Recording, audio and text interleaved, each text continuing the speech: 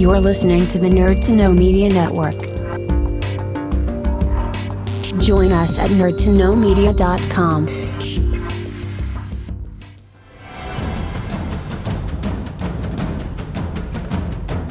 Broadcasting from the Blanchistan Center, this is Phoenix FM. The internet is a communications tool used the world over where people can come together to bitch about movies and share pornography with one another. According to the Nerd Index, you should be upside down in a junior high toilet around the clock.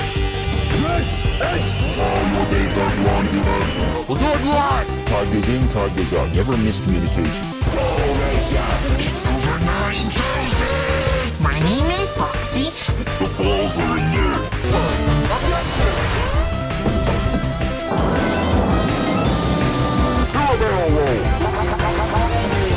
Don't face me, bro! It's a trap! I'm a firing memory. Time to Hey, Charlie, wake up! Oh, God, oh, man.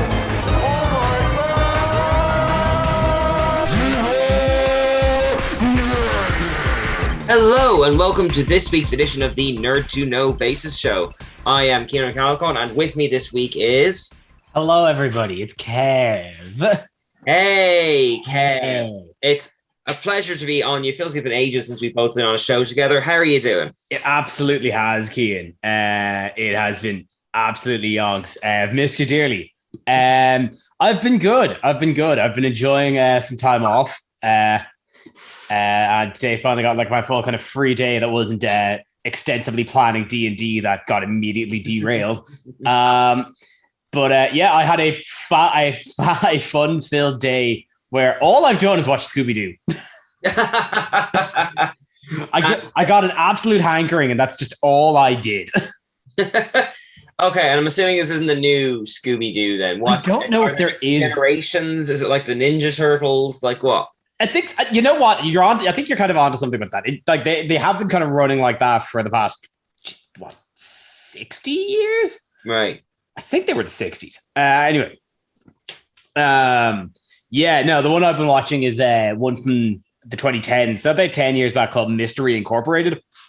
I've seen clips on it kind of knocking around Twitter for ages, and it's a very interesting adaptation where it's your kind of everyday kind of Scooby-Doo kind of like mystery of the week formula. Mask off. Oh, it's a capitalist shill. You know, the classics. It's everybody's favorite Scooby-Doo. But it's also it turns a lot of the character dials up to like 12 and makes some kind of interesting character. Like it starts the whole thing off with Shaggy and Velma having a relationship, right? Which is weird but interesting. It's something different. My favorite character choice is that Fred is just full intense himbo.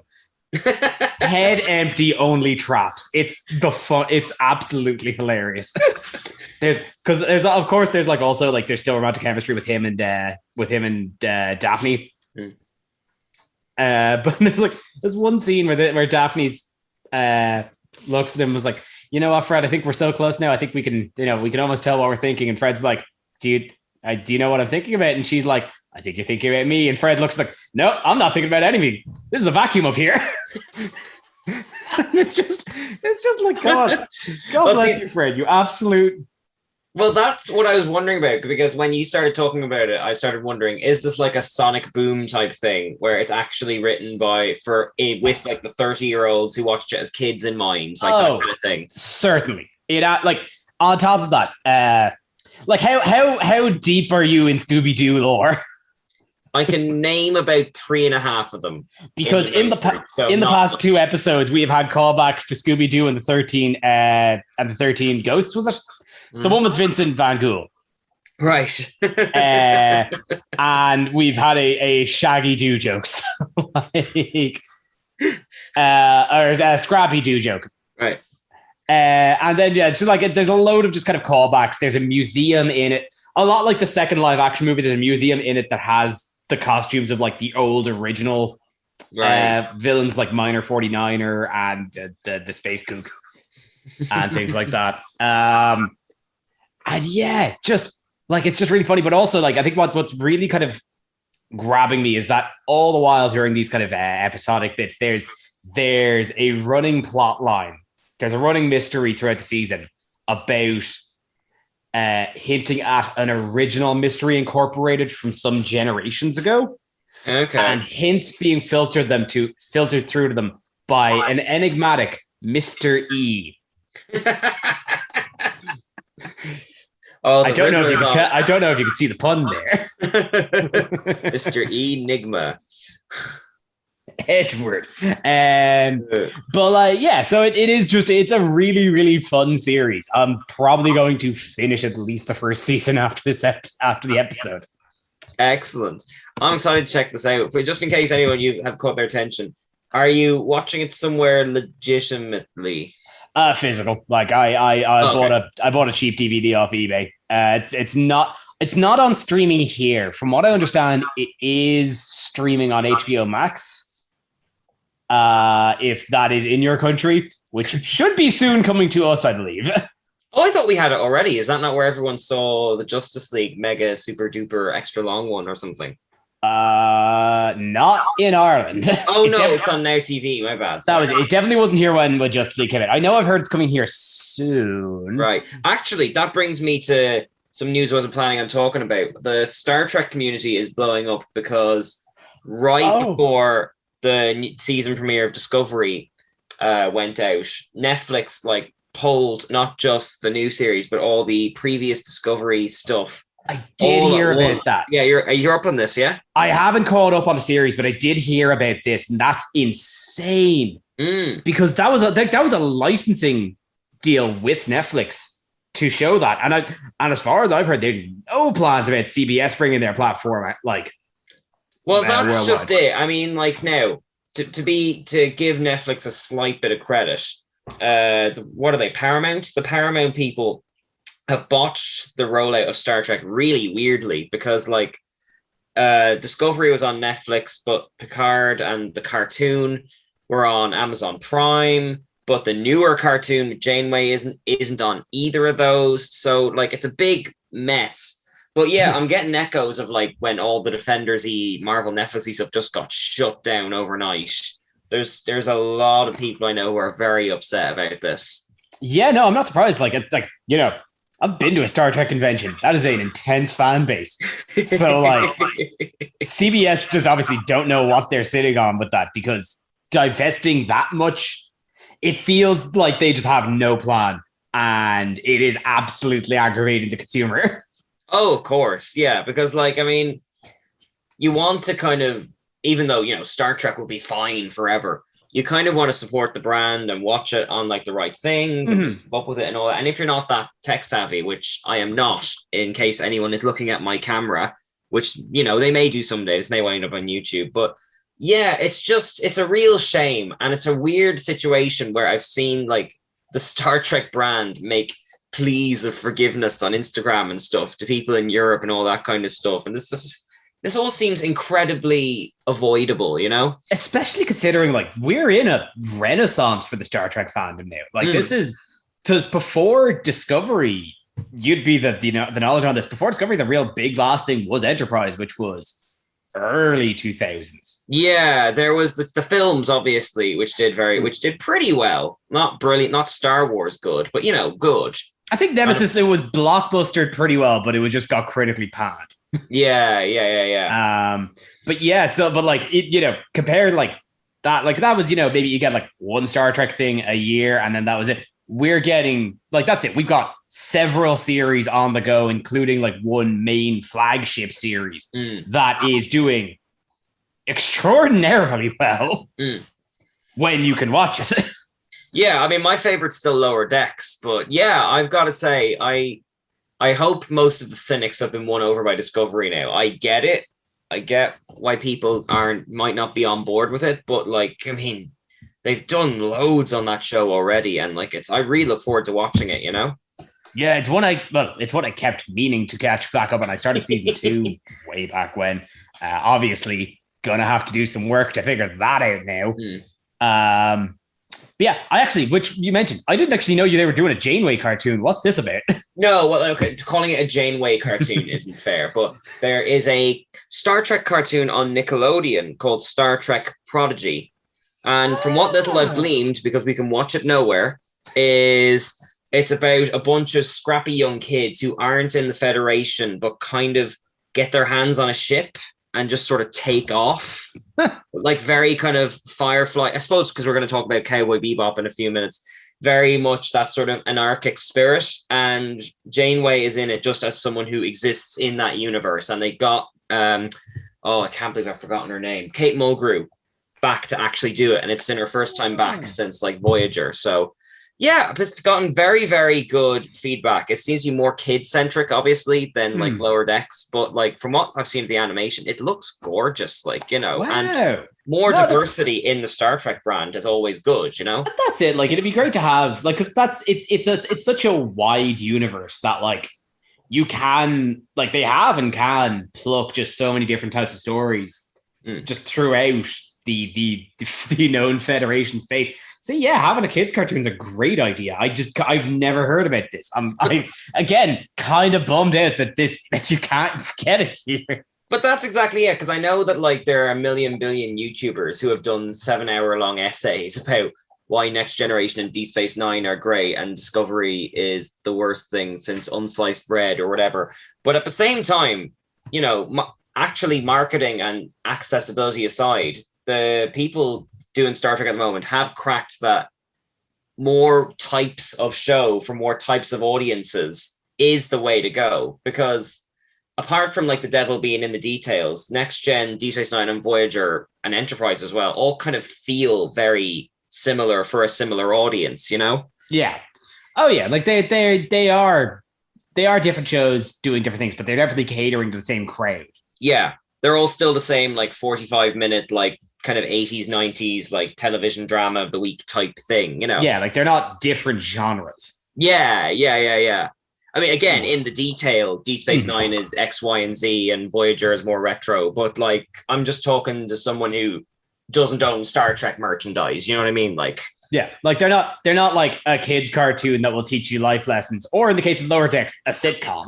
yeah, exactly. Like, but no, so I'm a bit bummed out about that. But you know what? I'm gonna, because of Hawkeye, which we neither of us have seen at this time recording, because we're recording on a Wednesday, is out.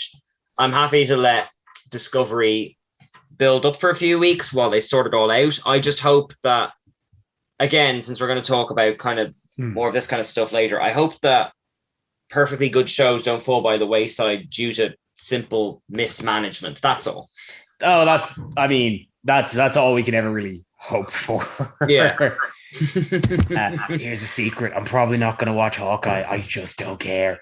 Oh, but it looks so funny. I never cared about Hawkeye. I definitely don't care about Jeremy Renner. Well, I mean, I know the comics run it's based on, and I've said this before on the show, the comics run it's based on gets that Hawkeye is someone no one cares about and makes that the central joke.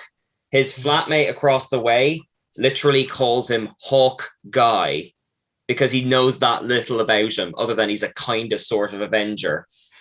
So it's a very fish out of water. Like, if they get the tone right, like, I mean, from what I've seen in the trailers, like, you know, they have Captain America, the musical, with like a Hamilton logo, and it doesn't look like Hawkeye's anywhere in it. Like, so if they really embrace that, I think it could work really well, you know? Maybe it's a kind of a combination. And also, like, you have to kind of match that tone with the fact that all we know about him now is that he's sad that Natasha died. That he definitely did go murder a bunch of people. Hey, remember that? And also, we now know that Florence Pugh is going to come after him. Is absolutely coming for him, and I think I'm on her side. It's and again, like it's a personal bias thing. I'm not gonna watch it the same way I was gonna watch Loki, like, immediately. Yeah. I don't know. I mean, I'm only going by the trailers at this point, but look, if it's an action romp set at Christmas with a superhero who no one respects, it's different. I'll always take a little bit of like self-awareness as like a plus. So we'll see. We'll give it a proper review next week. But since we've been complaining about Netflix, I think we should segue into talking about Cowboy Bebop. I've been rewatching the original. You've seen the new one. We're both anime dedicated types. What are your thoughts so far? I've only seen the first couple of episodes of the new one. How many episodes are there? Are they like 10? They're 10. Or like No, they decided to go for like the hour-long treatments for each. Oh, okay. Well, tell you Yeah. what, I assume I know nothing because I know nothing. And take us through what you've seen so far. It's an adaptation of Cowboy Bebop. Right. It takes a lot of it's doing what I think actually an adaptation like this should do, which isn't going just one-to-one. It's taking a lot of the themes and parts that happen in it and kind of constructing its own narrative in some way. I think the entire second episode, if I'm remembering it right, is nearly all original. Right. Now, in saying that, it doesn't have nearly the depth that the original anime has. But it seems like it's doing its own kind of thing to get to basically the same end point. It is not doing it perfectly. Well, that's what I was wondering because, like, I mean, obviously, I was talking with my fiance about this, how kind of the merits of a live action adaptation means that, like, someone who might not be as interested in anime might find their way onto it through one of these, or it might just generate new attention for the brand or whatever. But then you've obviously got the drawbacks of it's not animated. And like Cowboy Bebop is one of those ones where the animation style is a character in it. So what do they do to kind of bridge the divide there? Not much, but actually, just to actually round back to a point you said there, because I've talked to several people who have watched it, and a handful of people I watched actually really liked it, responded really positively to it. Okay. And all of them have not seen the original. Right. So it's certainly, I think, like it definitely seems like it is trying to cater that, like, hey, if you haven't seen the original, here's a jumping on point if you're not into animation. And from what I understand, because the big gripes do come from when you are comparing it to its original. That's most of my criticism. There's other criticisms I have against it, but that's obviously like the main thrust of them, as I can get into. But like, it is a fun space adventure with some melodrama and some kind of some weird thing. It's pretty well produced. It's got that kind of cosplay feel. It's a little rough around the edges, especially in some of the special effects. They obviously didn't get a huge budget for that. Really, I would have thought Netflix would have money to throw at everything. Yeah, you'd think that. I don't know. Like, it all feels a little bit like loose, right? But like, that's in comparison to say like a Marvel. Right. Like, that's, yeah. Like, it's still not. It's not bad. I will now. It does have in its favor a stellar lead cast. Okay. John Cho as nailing Spike Spiegel and just absolutely hitting unerringly cool on the mark. And Mustafar Shakir is jet black walked onto live action. It is uncanny how just one-to-one that is. He is doing a perfect portrayal. And I don't have much to say on Daniela Pineda as Faye, just because I've only seen her in one episode. Right. But she comes off as very good and very much like Faye. Right. Which I was surprised that she actually didn't come up earlier. But anyway, now the big problem I'm having with it though is having you watch the original. This show is it's taking a lot of things that were subtext in the original and just kind of presenting them. Spike's backstory is pretty much the front and center narrative. Well, that's what I was going to ask actually, is it like, are they adapting all the original episodes into live action, or is it a new story with some similar things to it? Bit of both. They're taking some of the episodes and they're taking some of the episodes and a lot of the kind of the major plot beats and making that. As I said, like they've taken, as I said, so the first episode is the first episode given a lot more context and given a lot more breathing room with the husband and wife that were trafficking the drugs in the pregnant belly. Right. That's still the kind of the core plot of the first episode. The core plot of the third episode is, again, the guy, I can't remember his name now, but the guy smuggling iron, and that's how they get iron on board. Right. So like they're taking plots from episodes. As I said, it's only 10 episodes, and it seems like they're only doing one per like 1 hour and a 40-minute long episode. So they're not getting all the episodes. Right. But yeah, they're expanding a lot, and they're putting a lot more forward that was just drip fed to you in the original. And I'm not huge on that. Yeah, it's because, I mean, obviously I don't want to make pejorative statements about an entire culture, but like Cowboy Bebop is very unlike quite a lot of big famous anime shows in that there's a lot of devil in the details. There's a lot unsaid. Oh, There's yeah. a lot you kind of have to figure out on your own compared to a lot of the ones which were over-explain it and, you know, cut back to things that happened 5 minutes ago and all that kind of stuff. You know, I'm talking your basic shonen jumpy type stuff, you know. Oh yeah, I can't count how many episodes of One Piece I've watched that where half of the episode is recap and then recapping what had just happened in the same episode. But yeah, like, so to kind of get to where I was going, my biggest problem with Cowboy Bebop is Vicious. Right. Remember the villain of Cowboy Bebop and Big Sephiroth with roids looking guy with silver hair, yes. Like how he only appeared like 4 or 5 times, didn't say much, was kind of a lean dude. This show really likes to show him off, really likes to have him front and center, and really likes to show off the bad costume. Oh, Which it's just he just looks like a dude in a wig.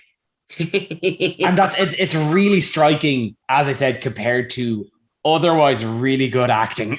And like, I gotta look this up now. I'm sorry that the people listening won't get the benefit of this. This is your homework to look this up. And then on top of that, it's compared to the quiet intimidation that he gave off even when he wasn't on screen in the original. They're pushing a lot of melodrama in this. Okay. And it just, like, I can see why a lot of people would like it, but knowing how the original does that, and I'll put my cards on the table. I think Cowboy Bebop is flawless. The original. Yeah. I can't find fault with it. I think it's a masterpiece. So to take that and try to disentangle it and recreate it in its own form, I think was a flawed project to begin with. Sorry, I'm looking at the images, and the first one that comes up says live action Vicious looks like Lord Farquaad from Shrek. It's unfortunate. I saw it in the trailers as well. And look, I'm not going to write it off without watching it. I'm going to rewatch the original first and then go to the live action. But like, definitely, even Stevie, when I was watching it, she pointed out that the costumes look like they would adapt to cosplay very easily. Like in the animated one, I mean. So yeah. I suppose looking at it in live action, unless you really saturate the style, it's gonna look like people dressed up in cosplay. You know what I mean? Yeah. So that's why I think that's why I've got to actually really give such high praise to like the leads performances, like John Cho's and Mustafar's and Daniela's, because like, while like you look at pictures of them and set photos, they just look like people cosplaying these characters. Yeah. Their performances are actually so good. You can just kind of see them and develop those characters, and you are drawn into them. Oh, well, John Cho strikes me as like the nerdy type. Sure, he was in the Star Trek movies as well, like, you know. And that's the other thing, is that I wasn't watching him thinking that's new Sulu. I was watching it like thinking, hey, that's Spike. That's like he's doing a great job. It's while I can understand that it's definitely because it's a good jumping on point for people that didn't jive with the original. And I know and people have said to me that they actually want to watch the original now, having watched it. It's not that great. Right. I mean, look, I got into Death Note through the Willem Dafoe performance in the Netflix film, so I'm not going to write off all live action versions. But let's say, you have like a big chart, and the Death Note movie is somewhere. The Full Metal Alchemist, I'm assuming that was a film and not a TV series. Oh, the Japanese live action one. Yeah. Like, I mean, where does this one rate compared to Like, the other kind of live actiony ones of recent years? And here's the thing, it's probably the best. Right. Just because like the track record for this sort of thing is so poor. Like it's always been a bit of a flunked endeavor. Because you're adapting a style that is like adapting animation to live action is already difficult. Deciding to do it with a particular genre of animation that is known for being flamboyant, you're gonna have to like get somebody with a real strong creative eye on it. Like, funnily enough, because I was Googling kind of stuff about Cowboy Bebop right before this came out, and apparently Ryan Johnson of Star Wars and Knives Out fame says that like Cowboy Bebop is one of the biggest influences on his style. And when I think back to watching Knives Out, I see it. Big, colorful costumes, weird angles, lots of weirdly enough, not in Star Wars of all things, but yeah, I can completely see it. And you'd really need someone with a very particular style to approach adapting something from animation into live action. And like, I mean, I don't think they've found that yet. At least I haven't seen someone find it yet. Like even like things I love, like say completely different genre, but the Ace Attorney film, you do get bogged down in the fact that now and again it looks like people are cosplaying, you know? Yeah. There's a bit of a flatness to it, you know? Like I think this is probably one of the best ones. I actually, as like, not to say that it was a good movie, the live action American Death Note, it's doing what I think needs to be done for these sorts of adaptations, where it's taking the concept and just running its own idea through with it. Yeah. And that's I like what you need to do with it. That's all. It's a movie that's full of faults, but it's doing something to make it its own adaptation. Yeah, it's like it's crossing the question of why am I watching this instead of the original? Well, I mean, if you're gonna do something different, because like it's with a live action thing, like with people like us, like we're already on board with the original, and we're already gonna have that original's better type mentality, like, you know. So at least Death Note took the attitude of this is both something different from people who know it, and it will intrigue the people who don't know it into trying it. And those are your two things.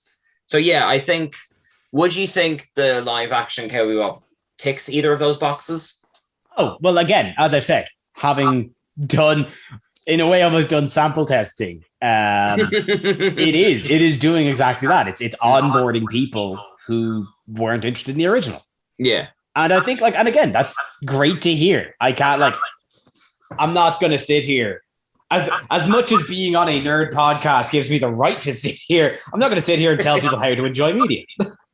For people who can't see us, which is everyone, Kev has leaned back and folded his arms in the appropriate position on his throne. I'm not going to tell you that, like, you know, enjoying Cowboy Bebop makes you a bad person. You can take that out of context as a clickbait headline, but I'm not going to say that. We're not worth the clickbait headlines yet, but maybe someday. Maybe someday. Actually, that's as good. Well, actually, before we segue off it, is the music at least good? Yes. Yes. Because they got Yoko Kanno and the seatbelts back. The music's stellar. They couldn't do it without her. She is the heart and soul of that goddamn show. Right. She's so cool. Yeah. Well, on that pleasant note, we've got to segue into bad news, which is Star Wars. We've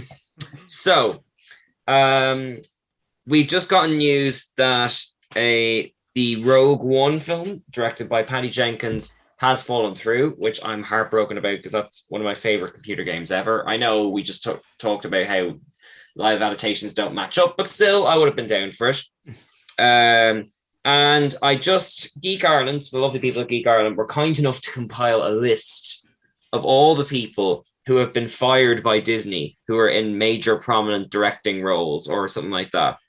And I want to run it down pretty quickly, is this like recent let goes, or is this just the stretch since Disney acquired Star Wars? Both. Okay.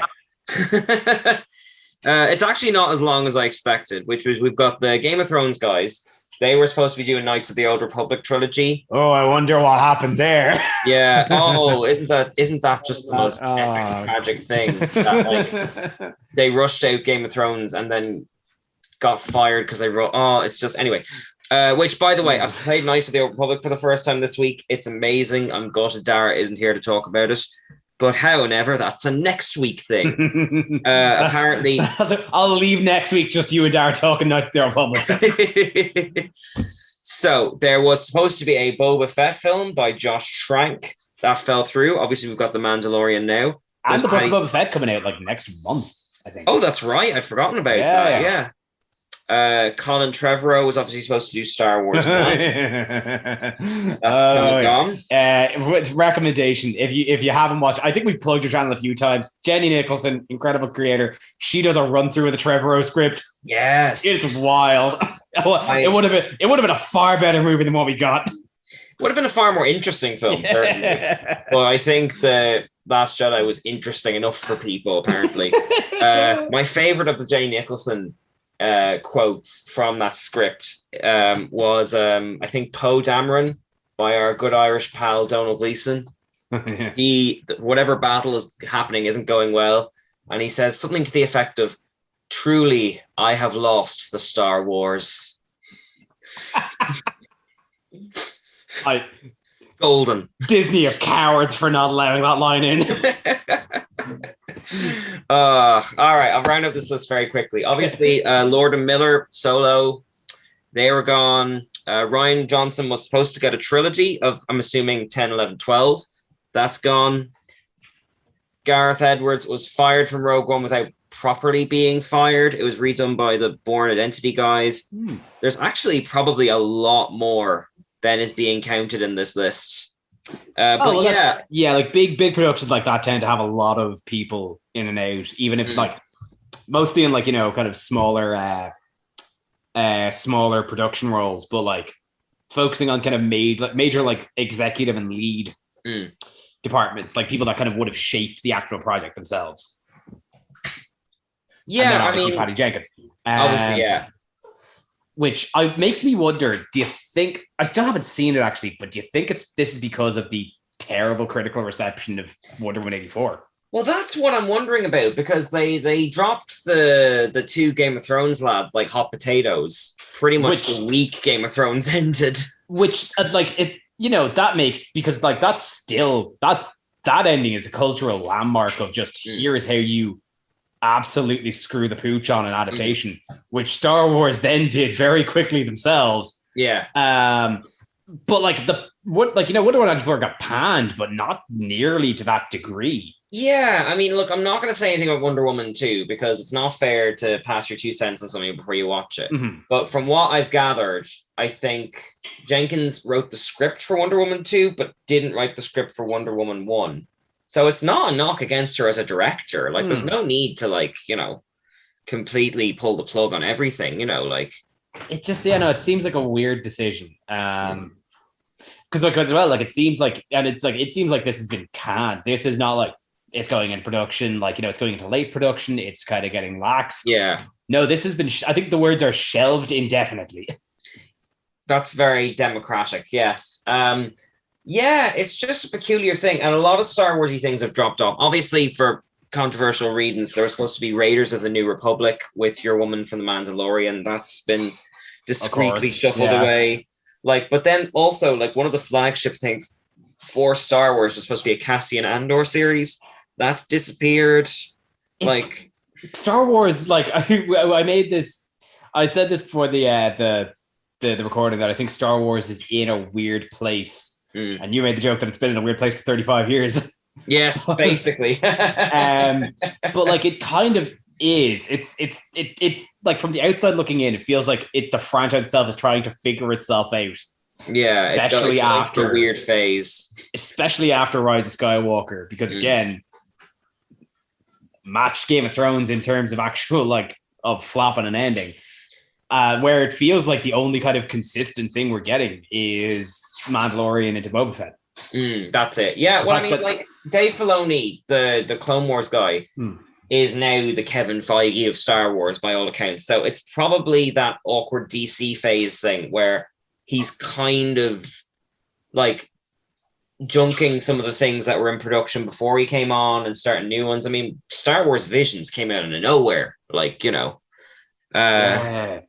So I'd say it's probably just that. I know there's been a lot of buzz around some Rebels characters have been cast in the Ahsoka series. Hayden Christensen's coming back for Kenobi and Ahsoka and all that.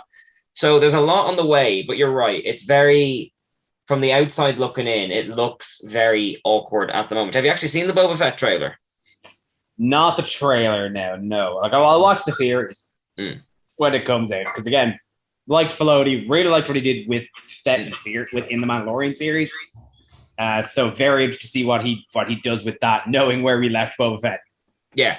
No, I won't give away too much of what's in the trailer, but its tone is very interesting. It obviously it looks visually like the Mandalorian, but like kind of the way the banter and the scenes and it's like it made me realize just how little there is of Boba Fett to mine for potential in some respects, because they were kind of inventing all of these like kind of internal conflicts and all that kind of stuff. And well, that's the eternal joke, is he's everyone's favorite character who got 2 lines. Yeah, exactly. Like, you know, it's like we were talking about Vicious earlier in Cowboy Bebop.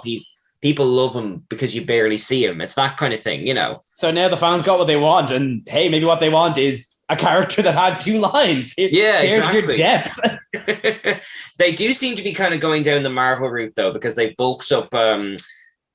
She's the character from Agents of S.H.I.E.L.D., the actor who played Mulan, Fennec Shand, who is Boba Fett's sidekick. She got a big role in the Bad Batch series. So they seem to be kind of creating that sense of continuity in among the shows, even if not literally in among the timelines and stuff. You know, obviously Ahsoka's got her own show coming out, and Hayden Christensen's going to be in a few of them. So they're starting to put it together, but they have to clean house first, you know. Seems like it. Because this could also, what's happening with Kathleen Kennedy in there? Because I remember hearing that I think they were kind of trying to push her, move her away from the productions. I've been deliberately avoiding looking into that quagmire for that could also be time. the big thing here, is that like they're like they tried to set her up as their Kevin Feige. Yes. Yeah. And people weren't happy. And I think they're trying to kind of shift her away, maybe try to supplant Filoni in. And that's why things are just a bit DC, right? Yeah. As far as I can tell, and you know, because Disney is the master of spin. And so you have to wade through Disney on one side and wish fulfillment articles on the other on the internet. And the Star Wars fans on the other end. Yeah. Fueling both fires. As far as I can tell, Filoni is the creative manager, but Kennedy is still there, but there's also no new Star Wars movies. So she's the one on that. So I don't know if what's his name is just doing the Disney Plus stuff, maybe. Like, you know, because Kevin Feige is doing a Star Wars movie soon. Really? So, like, yeah, apparently. So I don't know how he has time for it, frankly, but however. So my honest answer is I don't know. It could be that Filoni is in charge of all Star Wars or just the Disney Plus stuff. But until a new Star Wars film comes out, I don't think we're going to get any updates on that, you know. Okay. Well, how about we just dredge ourselves out of this swamp? like Yoda, right? Like Yoda bringing up the X-Wing. Let's just get the hell out of here. And actually circle back to Netflix. Yes. Because there's a show I actually watched over the week that I really want to talk about. Okay. Called Arcane. Right. I've heard this name buzzed about. I know literally nothing about it. Tell me all. It is like the long and short of it. It is an adaptation. It is a story It's a story based on the popular MOBA video game League of Legends. Right. And that is all I know of it, because I do not care about League of Legends. I know a lot of people that do. I don't.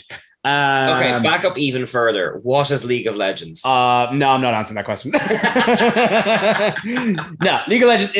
It's a hugely popular game. It is like the esport. Right.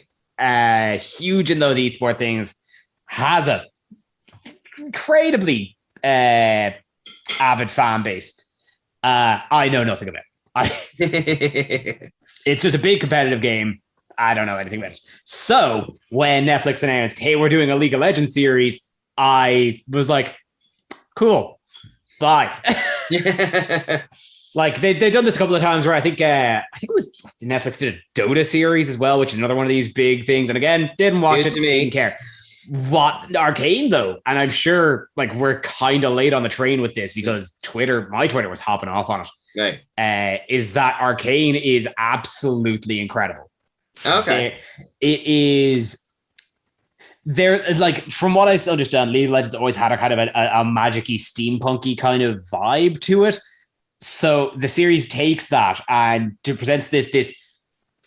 It presents the start of the story as a steampunk society on the verge of discovering and implementing magitech.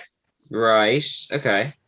On the verge of this complete industrial revolution with magic, and it has, and it's and it becomes this absolutely huge, sprawling story, exploring themes of class struggle between like this magitech society and then the slums that it powers over underneath, and then on top of that, an incredibly personal story of two sisters just trying to get by in this incredibly difficult world. And as it grows, it introduces new characters like the scientist introducing this magitech to an unconvinced council and a police officer trying to figure out the corruption of the undercity going along. And it's all of these different kind of themes and plot details that just kind of ravel out into a really well-written, really engaging fantasy plot. And then the jewel in the crown is the fact that it is one of the most beautiful 3D animated shows. Like we're talking. Oh, it's 3D animated. I didn't know that. Yes, and it's not quite the same style as like Into the Spider-Verse, but it's like we're talking like that class of animation, right? Where it's taking 3D, not trying to make it look super realistic and super high def, but taking the power that those systems have and just making something so absolutely creative and incredible looking. Okay, all right. So, as someone who literally doesn't know what League of Legends is, do you think it's accessible? You're looking at one. I had no idea. I knew next to nothing about the franchise, and I thoroughly hooked me. It absolutely engaged me. Which all of this praise I heap on it, which it absolutely deserves, comes with one major caveat here. Yeah. And that is that Riot Games is an absolutely terrible company. Okay. It is a company. What did they do? Fraught with sexual misconduct and cover-ups. Oh dear. Yeah, this is not a secret. Everybody knows this, and they have not addressed it. So wait, what kind of big company do they work for then? No, I think they, as far as I know, they're standalone. I don't think they're owned by like one of the major. They're not like a Blizzard thing or something like that. Far as I'm aware, no. I think because like again, they're like their IPs are big enough to like stand on their own without needing to be bought out. Right. So they are kind of, as far as I'm aware, they're their own entity. So yeah, so that's just, it needs to, I suppose I need to kind of put that caveat in here is this is an incredibly creative, incredibly beautiful, incredibly well-written show that is being bankrolled by a morally bankrupt company. And that I can only recommend it if you can kind of parse that minefield. Right. Well, that puts Star Trek Discovery not being up there into some context. Yeah. Feel bad about complaining about that. It's a minefield, and like I think I can at least justify it a little bit because it's obviously, while Riot are bankrolling it, to the best of my knowledge, they're not producing it. Yeah. It's being produced by Studio Fortiche, and I don't know but I don't know to what degree how in-house they would be to Riot, or if they are a separate studio. And obviously that's the other, and on top of that, like obviously, while I haven't heard any stories coming out about the production of the show, obviously, like, there's been nothing, like, the lead creators of this show shouldn't suffer for the acts of executive heads. Of course, yeah. So, like, again, this sort of talk is a minefield. Yeah. But yeah, just you liked it. I liked it, and I definitely think it's having spoken to a lot of people who are animators and are artists like that. It seems like it's another one of these kind of cultural touchstones of this is a stepping stone in what 3D animation can be. Right. Like, again, like Spider-Verse. Okay, all right. Well, that is still, like, a positive spin it, because, like you say, if you kind of do your best, like, to support the creators and stuff, and not the brand. I've had many arguments. I'm not the argumentative type. Discussions with this over. I think people were getting hyped for a Harry Potter game, and they were like, support the devs, don't support the book. And you kind of go, all right, name the devs. You can't really, like. So, I mean, if you can find a way to parse it, of course, that is a good caveat to put on top of it. Like, it is like, and again, it is up to yourself. That's always very subjective at this point. And, like, that's why, we're a little late in the train with this. Yes. It's already been ranking Netflix's top 10 pretty consistently since its release. It's already done incredibly well. It's already gotten greenlit for a second season. Like, my recommendation isn't going to push it up further now. Yeah. That's why I'm kind of happy to be like, listen, it's already done gangbusters.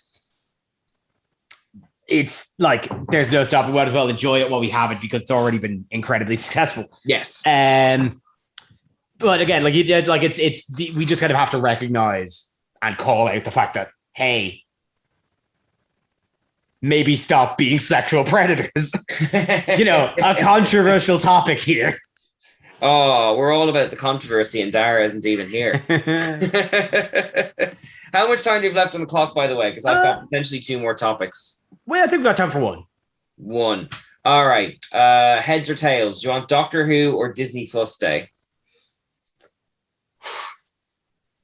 I'll be a benevolent Kevin. We'll go Disney Plus because there's less to talk about on that. I was gonna let you go Doctor Who. Oh, okay. Well, I'll just say very quickly that this week's Doctor Who absolutely slapped. The Weeping Angels are back, and they're scary again, and it was great. And I can't even talk about it without spoiling it, I'm realizing. But if you want my thoughts on it, the review's up in Geek Ireland. If you want to get a fright, then track it down on, well, I suppose not really the iPlayer. Track it down somewhere. Find a friend who taped it on a box or something. But yeah. I'm glad to hear that. I'm glad to hear you enjoyed it, because I remember the last time we talked about it, I think it was you and Bryn were incredibly skeptical of the future of this series. Yeah, well, I mean, look, there's still 2 more episodes. There's still plenty of time. Like, I mean, but yeah, this one was great. They seem to be kind of pretty much sticking the landing more or less every episode after the first one. Like, all of Russia and China became the country Sontar, which I'm down for. Okay. I'm down for weird stuff, which is what the Sontarans call their home planet. Throw in more weird stuff. I love Midsummer Murders with Weeping Angels. That's a cool concept. So yeah, and actually it was, at the time of recording, Doctor Who Day 2 days ago, November 23rd, and they released a whole load of updates. Like, they're going to do another. Are you up on this? They animate missing classic episodes that have just been lost to time. No, but that's because I knew that was always a problem with the franchise. Yeah, basically, for anyone who doesn't know, Doctor Who, like, a lot of the episodes from the first 2 Doctors are just straight up gone because, video recording didn't exist yet. But what fans did was they literally held up microphones to the episodes while they were going out on TV in the 60s. And what animation studios have done is taken those recordings and literally animated these scratchy type things and cleaned up the sound and all that kind of stuff. So we got an announcement about another one of those. They've announced stuff about the New Year's Day Doctor Who, which will have Aisling B and Pauline McLynn. So I'm excited and terrified that it might be in Ireland. both at once. Yes, more Irish representation. They've had a really cool Northern Irish actor in this series, but I don't want to see what the BBC think Ireland is. Oh, it's absolutely not going to be. It's going to be Kerry. There's no two ways about it. It's going to be flowing green fields and fiddly dee. Completely fiddly dee. There's a new Doctor Who game coming out tomorrow on the Switch with David Tennant and Jodie Whittaker in it, which I'm very much down for. They also recently released a Weeping Angel game on the phone, which was class, because the whole premise of it was you, the player, have found some phone on the ground, and you basically have to unpack the mystery by looking through whoever owns it, like their phones and their emails, their photos, that kind of stuff. But the gimmick is, if you find a picture of a weeping angel, it will try and reach out through the phone to get you.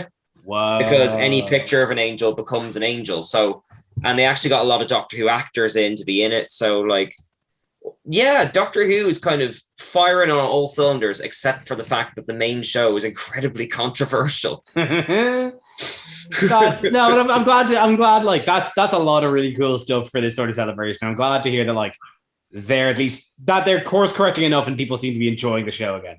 Yeah. And like the comic books and the novels are just on fire. It's just that weird Star Warsy thing where there's a huge amount of brilliant supplementary material. And I like the Whisker series personally, but like the flagship seems to be kind of not sticking the landing, and it's down to every other branch of the multimedia aspect of it to pick up the slack, you know?